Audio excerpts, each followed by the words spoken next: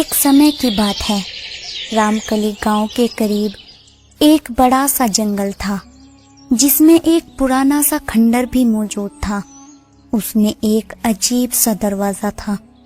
कहा जाता था कि जो कोई भी उस दरवाजे के अंदर जाता है तो उसके साथ वो कुछ होता है कि वे सारी जिंदगी रोता ही रहता है।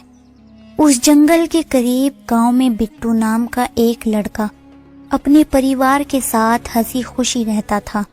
बिट्टू एक बहुत शरीफ लड़का था और अपनी पत्नी से बहुत प्यार करता था।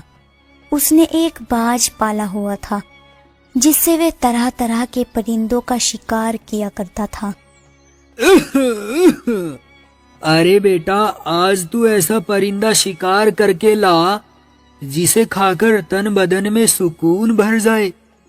दिल बड़ा कर रहा है परिंदे का मीट खाने को। बाबा, मैं पहले जो परिंदे मार कर लाता हूँ वो भी तो बहुत स्वादिष्ट होते हैं। मेरे शिकार में तो कोई भी कमी नहीं होती।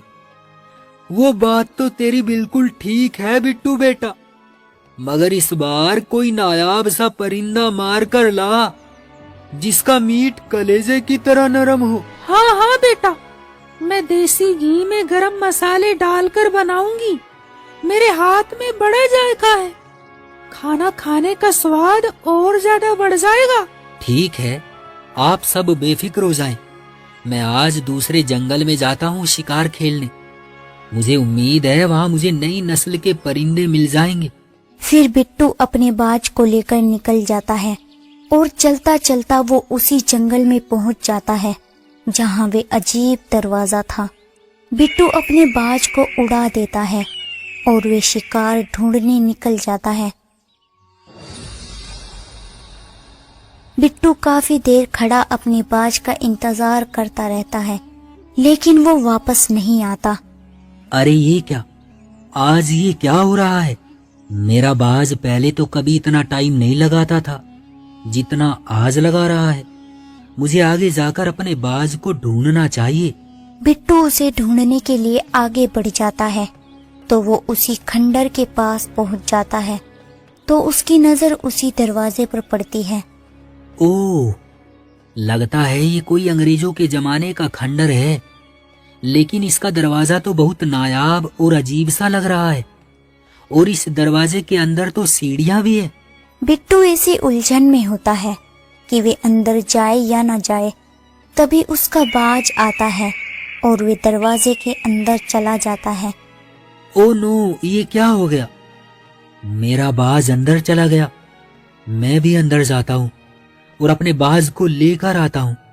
बिट्टू उस दरवाजे के अंदर चला जाता है और सीढ़ियां चढ़ता हुआ जब वो ऊपर पहुँचता है तो देखकर हैरान रह जाता है कि ऊपर तो एक खाली रेगिस्तान है और सामने एक बहुत ही खूबसूरत लड़की घोड़े पर बैठी उसकी तरफ चली आ रही है। बिट्टू घबरा जाता है और वापस सीढ़ियां उतरकर उस दरवाजे से बाहर निकल आता है और वापस घर पहुंच जाता है। अरे क्या हुआ बिट्टू बेटा, तू इतना घबराया हुआ क्यों है? बिट्टू उन्हें अपने साथ हुआ सारा किस्सा बताता है, जिसे सुनकर वे सब बहुत हैरान हो जाते हैं। बेटे, तूने तो वो चीज ढूंढ ली है जिसकी खोज पूरे गांव वाले कर रहे थे, मगर किसी को भी वो दरवाजा नहीं मिला। क्या क्या मतलब बाबा? मैं आपकी बात समझा नहीं। बेटा, उस दरवाजे के बाहर वो दुनिया है जहाँ कोई एक बार चला जाए और वहाँ कुछ दिन रह ले तो वो सारी जिंदगी रोता ही रहता है। बाबा, वहाँ ऐसा क्या होता है जो कोई वहाँ से वापस आता है तो सारी जिंदगी रोता ही रहता है? बेटा, इससे ज्यादा तो मुझे भी नहीं पता। मैंने तो खुद ही ये बात अपने बुजुर्गों से सुनी है। पर बेटा, अब तुम कभी उस जगह पर नहीं जाओगे और ना ही इस बात का जिक्र किसी से करोगे। पर बाबा, मेरा बाज तो उस दरवाजे के अंदर चला गया है, उसे भी तो लाना बहुत जरूरी है। नहीं नहीं, हरगिज नहीं। हम और बाज खरीद लेंगे, मगर तुम अब उस दरवाजे तक जाने का सोचना भी मत। अच्छा ठीक है बाबा, जैसा आप कहें। मैं ना खुद वहाँ जाऊंगा और ना अपने बाज को लेने जाऊंगा। मगर बिट्टू की पत्नी तो पेट की बहुत हल्की होती है। उसके पेट में हलचल होना शुरू हो जाती है कि वे कैसे वो ये बात अपनी दोस्त को बताए।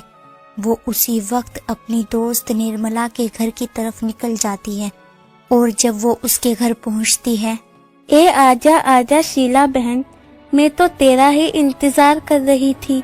क्या शिकार करके लाया है आज तेरा पति परिंदों का? अरे निर्मला, इस बात को छोड़ कि बिट्टू क्या पकड़ के लाई है। मैं जो बात तुम्हें बताऊंगी वो सुनकर तुम हैरान हो जाओगी।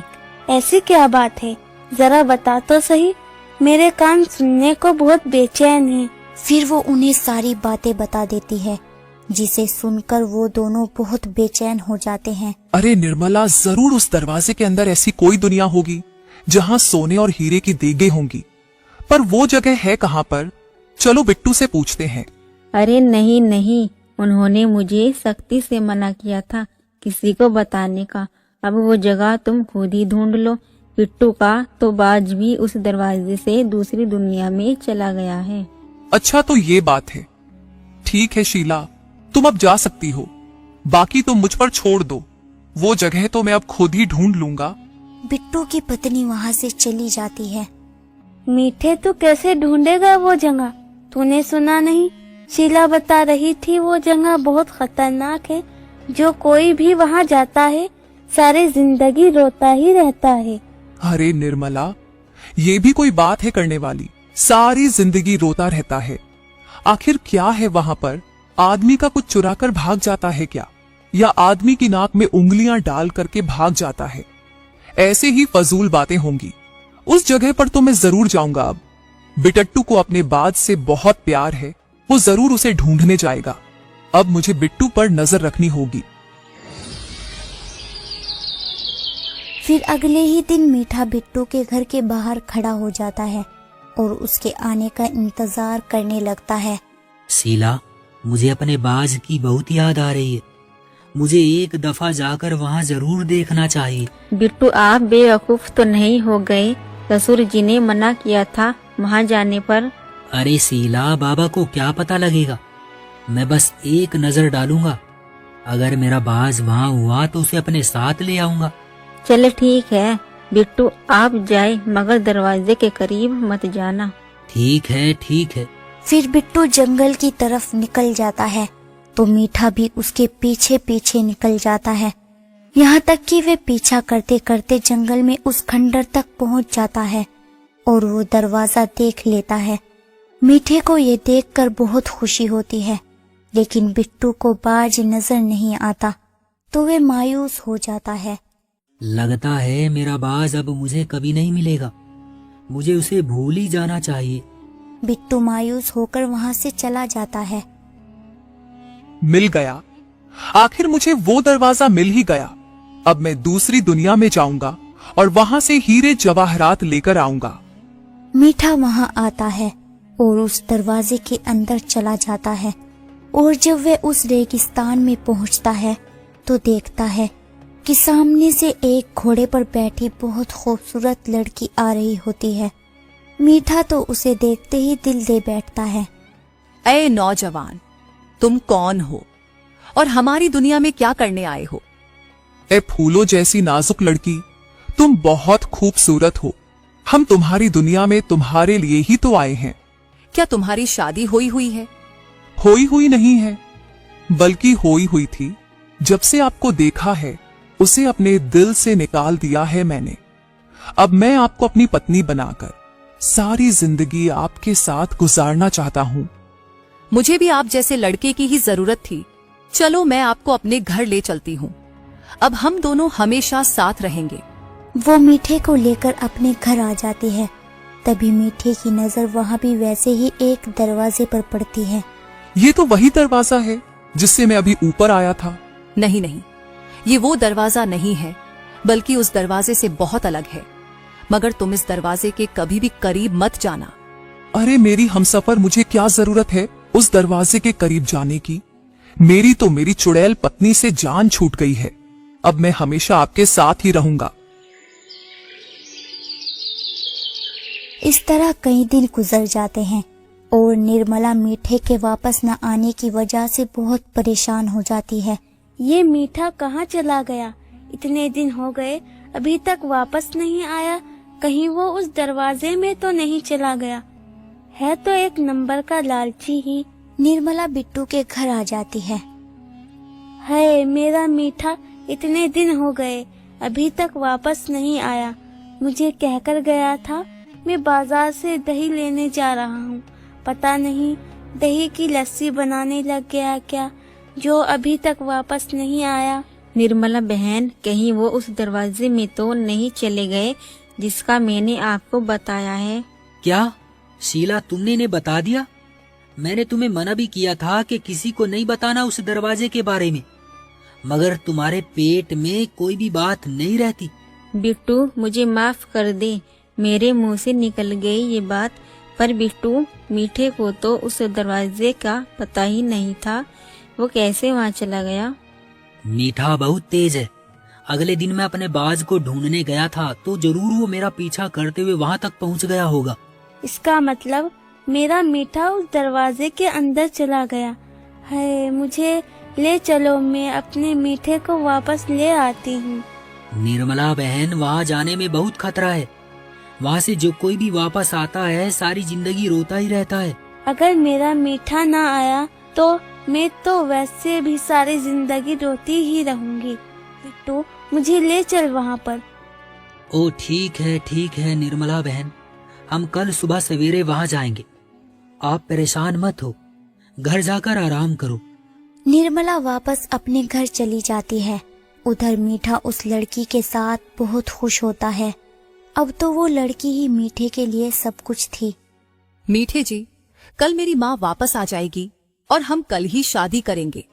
अरे दिल ही खुश कर दिया मेरी जान तुमने। फिर हमारे छोटे छोटे मीठे मीठे खट्टे खट्टे बच्चे होंगे। बिल्कुल मीठे जी, ऐसा ही होगा। बस कल मैं अपनी माँ को लेने जाऊंगी और हम कल ही शादी करेंगे। फिर जब अगला दिन निकलता है तो वो लड़की अपनी माँ को लेने चली जाती है।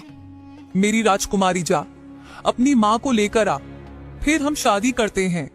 उधर वो सब भी मीठे को ढूंढने के लिए जंगल की तरफ निकल जाते हैं और उस खंडर तक पहुंच जाते हैं। इधर मीठे की नजर उस दरवाजे पर पड़ती है तो वो सोचने लगता है, यार जरूर इस दरवाजे के बाहर एक बहुत खूबसूरत दुनिया होगी। उस लड़की के आने से पहले पहले मैं अंदर का नजारा करके आता हूँ।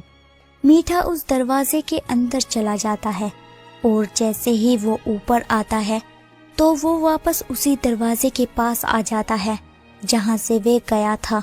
सामने निर्मला, बिट्टू और सब खड़े होते हैं। फिर अचानक वो दरवाजा वहाँ से गायब हो जाता है। मीठा ये देखकर जोर जोर से रोने लग जाता है। हाय हाय, मैं तो मारा गया। ये तो मैं वापस आ गया। ओए कोई वो दरवाजा वापस ले आए। वहाँ मेरी दिलबरा रहती है, उससे मेरी आज शादी होनी थी। अच्छा बच्चू, तो तू वहाँ ये गुल खिलाने गया था। तू घर चल, मैं डंडे मार मार के तेरी शादी करवाती हूँ। अब मीठे के पास पछतावे के सिवा कुछ नहीं था और मीठे को देखकर सबको यकीन हो जाता है कि उस दरवाजे के बारे में जो बुजुर्गों ने कहा था वे सब सच है, कि जो कोई भी वापस आता है वे सारी जिंदगी रोता ही रहता है।